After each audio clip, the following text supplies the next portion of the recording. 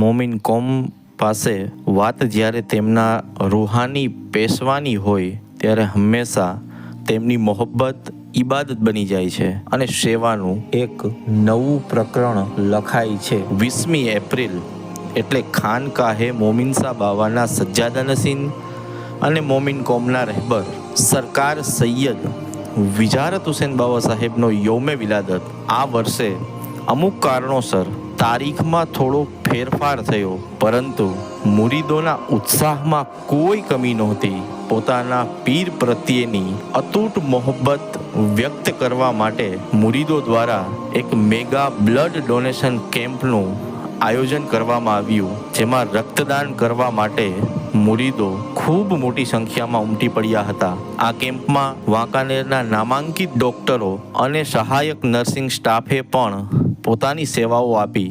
ગર્વની વાત એ હતી, હાલમાં જ MBBS થયેલા ડોક્ટર અલ્લામા સૈયદ અલી નવાઝ બાવા સાહેબ અને MS જનરલ સર્જરીની ડિગ્રી ધરાવતા બાવા સાહેબના દીકરી ડોક્ટર સૈયદ સાદિયા પરવીન આપા પણ આ સેવા કાર્યમાં હાજર રહ્યા હતા. બાવા સાહેબની મોહબ્બતમાં આ વખતે પ્રકૃતિનું પણ જતન થાય એનું ધ્યાન રાખવામાં આવ્યું. આ રૂહાની અવસરે જીવદયા માટે ચકલીના માળા, પર્યાવરણની જાળવણી માટે ફ્રૂટના રોપાનું પણ વિતરણ નિઃશુલ્ક કરવામાં આવ્યું હતું. સાથે જ માર્વેલ ગ્રુપ દ્વારા જરૂરિયાતમંદ બીમાર મોમીનો માટે hospital bed, wheelchair, toilet chair, walker, nebuliser machine જેવા વિવિધ પ્રકારના સાધનોનું પણ લોકાર્પણ કરવામાં આવ્યું હતું.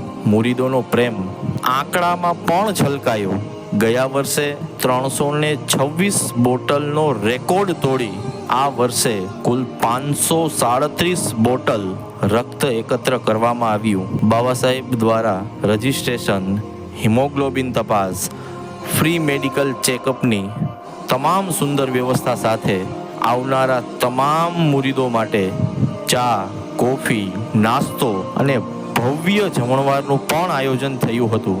અલ્હમ્દુલિલ્લાહ, આ દિવસ ખિદમતે ખલ્કનો એક અદ્ભુત દાખલો બની રહ્યો.